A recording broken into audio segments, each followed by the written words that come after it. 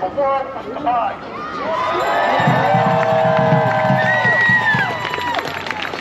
Our struggle is an ancient one. You may have heard the same arguments in Rome before Caesar put the last ejected senator to the sword, or in the German parliament before the enabling act was passed, or in the old church right up the hill, the protest against the king was planned over 200 years ago.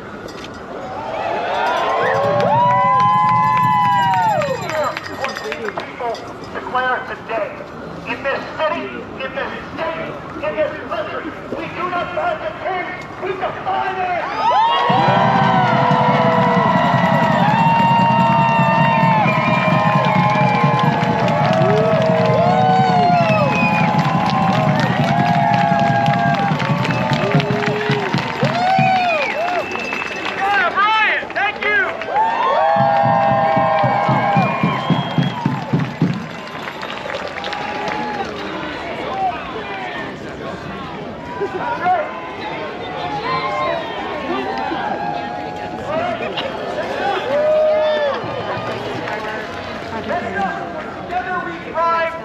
Another allied group for us.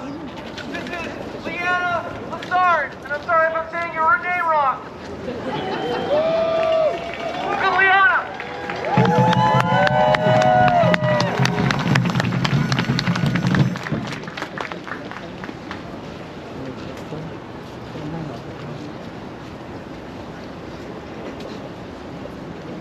Okay, wow, there's a lot. I'm pretty nervous, so if I stutter.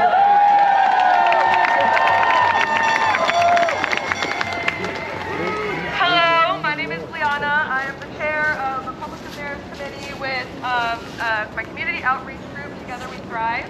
I'll get to a little bit more on that later, but I'm here today because I'm incredibly pissed off. Yes! As a gay woman, seeing the attacks on trans people breaks my heart. I have so many trans friends. I can't talk about it, I'll cry.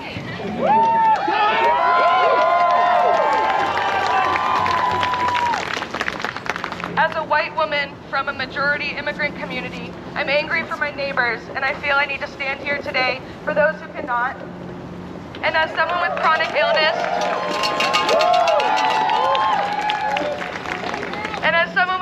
illness, the threats to deconstruct and defund Medicaid and Medicare outrages me. And as someone who's just purely empathetic, I've never been more scared. I could list off dozens more reasons why I'm angry, but we'd probably be here till tomorrow. These days are incredibly dark and scary, and they will only continue to get worse if we don't continue standing against this fascist dictatorship.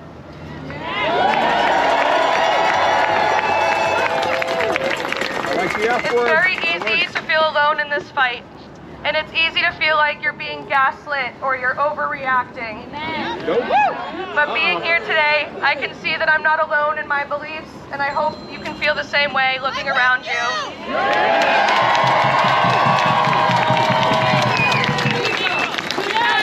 We'll never be defeated. The people united will never be defeated. The people united will never be defeated. The people arrested for refusing to give up her bus seat, which resulted in transportation segregation being labeled as unconstitutional and inspired Martin Luther King Jr. to join the civil rights movement.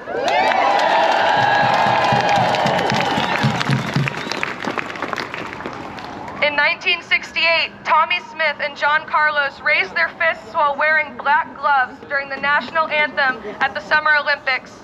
This small but powerful message drew much needed attention to the civil rights movement in America.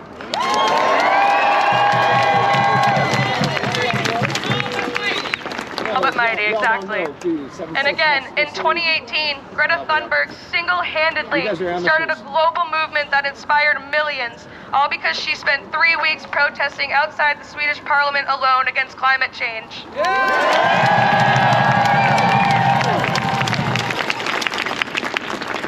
I tell you all of this because though this work may seem tiresome and daunting, I'm hopeful that these small movements that we have like here today will continue to get bigger and bigger until they can't ignore us anymore. Yeah.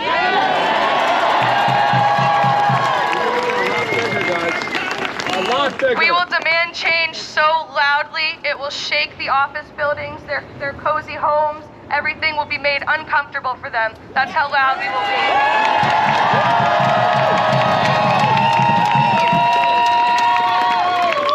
They will be forced to feel our anger. You may be confused on what you can continue to do. Something I find really important is mass boycotting.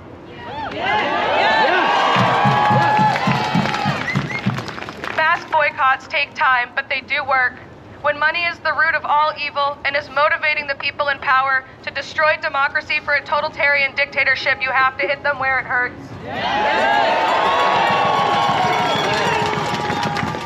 Of course, it sucks to not have convenient access to things you've been accustomed to having for years, but it also really sucks to be stripped of your independent freedom and your civil rights.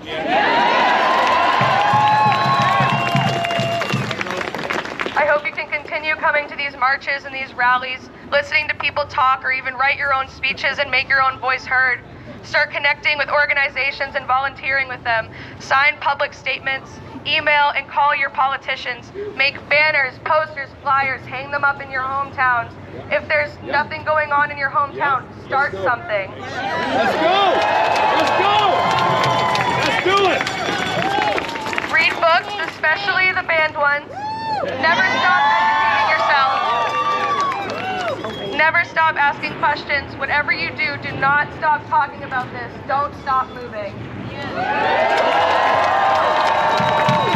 Most importantly, do not allow yourself to become comfortable. Before I go, I'd like to extend a handout to you on behalf of my community outreach group. Just a little plug here. Our group's name, again, is Together We Thrive Boston. Our founder, Natalie, couldn't be here today, so I'm happy to introduce this group for the first time to the public on her behalf. We are a community outreach group based here in the city, and we strive to provide a safe and more resilient Boston by mobilizing resources, amplifying community voices, and fighting for policies that protect our most vulnerable communities. Thank you.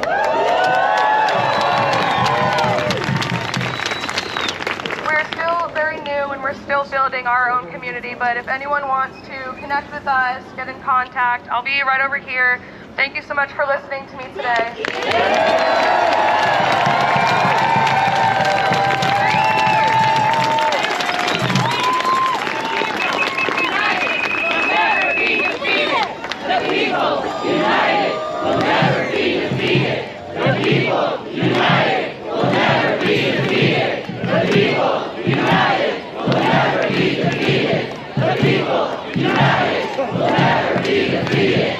That's right. United will never be defeated. The people united will never. Thank you, Leon. That was great. We have one more speaker planned for today.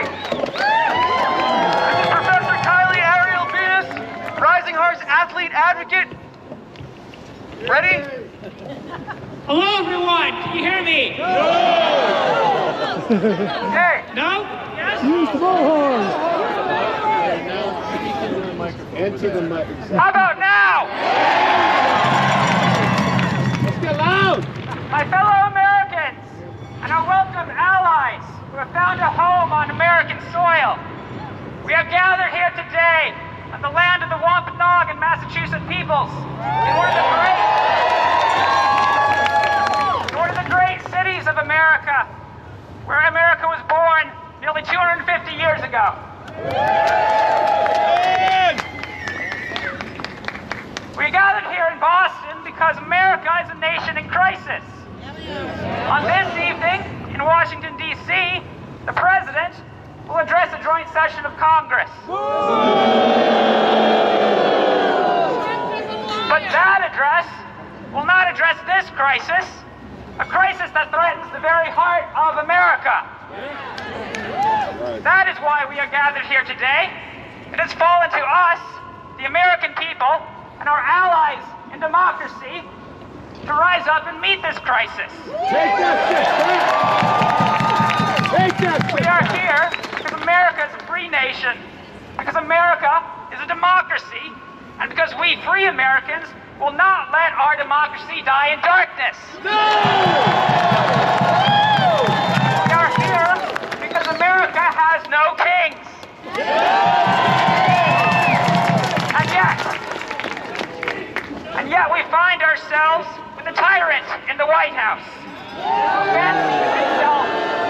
king.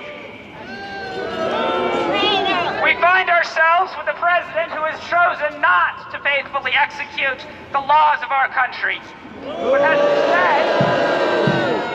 instead chosen to violate our Constitution again and again with his every executive action. We find ourselves with a president who has turned his back on our closest allies, and instead has aligned himself with the dictators of the world. Traitor! Traitor! We find ourselves with a president who has chosen not to keep the promises of America, but instead sell America to the highest bidders. Yes! Traitor! And even now, one of those billionaire bidders has embedded himself and his cronies in every agency of our federal government like a computer virus, poised to delete our civil services, our most vital institutions of health, science, education, and public safety. But while what is happening in the White House is the most treasonous betrayal, there are men and women in our courts and our Congress who have failed the American people as well. By enabling the tyrant in the White House and giving him license to believe he is above the law, and therefore to crown himself king. Sedition! By failing this test of leadership and failing to hold him accountable to Congress. By ignoring the will of the people when we have raised our voices in town halls and state capitals across the country and again to express in no uncertain terms louder and louder until it resounds in a single unwavering voice, America has no king!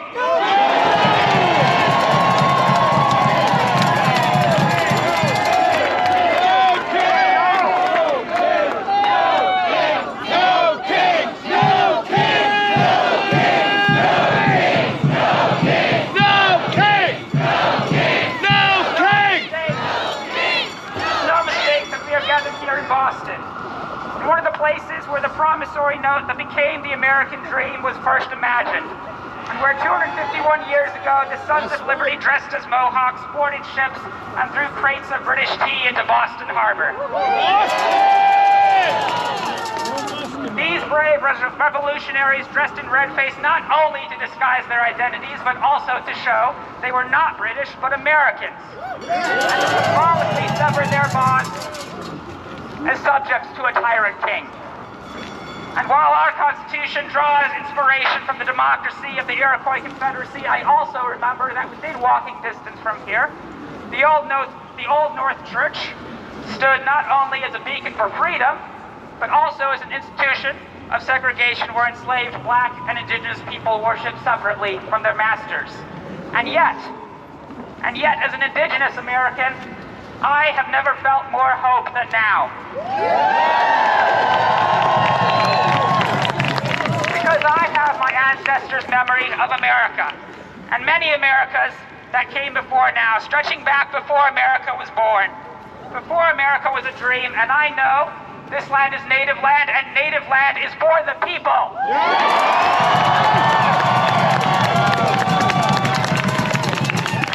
I know that 2,500 miles away from here, in what is now New Mexico, my Pueblo ancestors rebelled and cast out our Spanish rulers rather than suffer their oppression. I believe in my blood that we the people can come together with profound unity, the likes of which has never before been seen in our country's history. Because America is not only a dream, but a promise. Because all of our American sisters and brothers and siblings now know what black and indigenous Americans have always known, that it is up to us to hold America to its promise. That the dream flickers and dies when we grow too complacent, and our sacred duty of keeping all the lanterns of liberty lit. And it is up to us to save our union when it is in dire distress.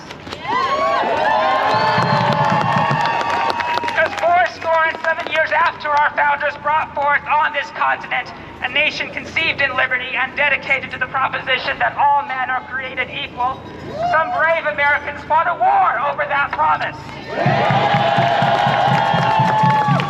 And a great American signed a momentous decree called the Emancipation Proclamation. Because the last time Americans united to stand against the forces of fascism, the brave black and indigenous Americans who went to war for America in Europe and the Pacific came home and found they still could not fairly cast their vote in a ballot box. But today, we freely elect black and indigenous Americans to our public offices.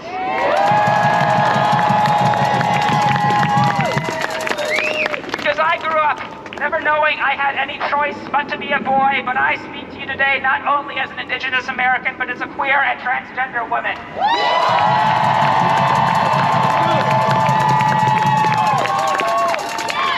My fellow transgender Americans know all too well that the threat we face is an existential one. My fellow indigenous Americans know all too well the signs of genocide. We know all too well that killing the transgender child to save the cisgender sensibility is no different than killing the Indian to save the man. We know the threat we face. Because for 249 years, we the people have labored to bend the arc of the American dream toward justice and liberty for all. But our White House is now occupied by liars, tyrants, and a would-be king who all wish to undo our centuries of progress.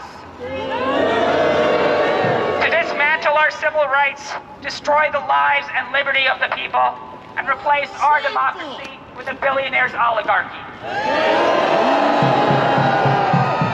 And so I am here today to ask my fellow Americans to raise their voices and stand together against the forces of fascism and autocracy before it is too late.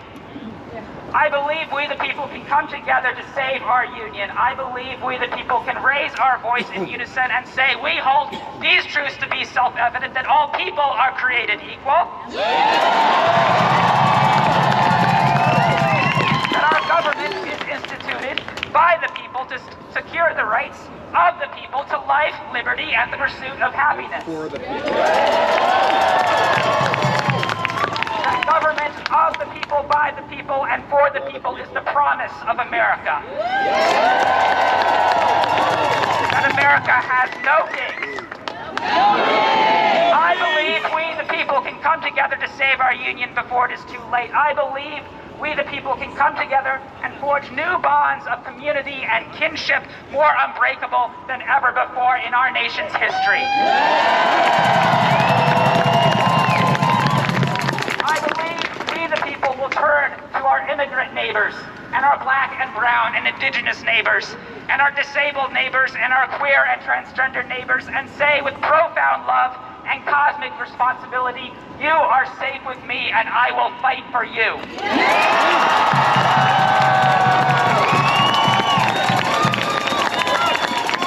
My great hope. This is my great hope.